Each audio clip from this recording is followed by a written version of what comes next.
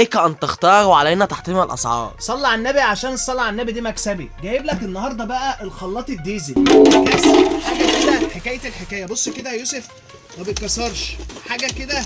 بص بص بص يا باشا، بص الحرب شايف قدامك اهي، ازاز زي ما انت شايف. هنحطها ونقول يا بركه بسم الله الرحمن الرحيم يا باشا، توكل على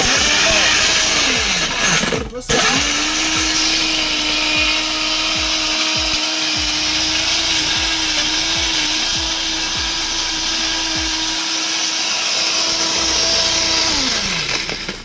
بص يا باشا، من قوته كسر ازازه الحاجه الساعه، خلاها زي الرمل بالظبط. تكسير العظام. ان الخلاط دوت بيكسر، اقول لك ايه، بيكسر العظم. بص كده شوف، بص الجمال، بص الحلاوه، بص بص بص بص بص بص من قوته عمل ايه. الله يبارك. حاجه كده حكايه الحكايه فعلا.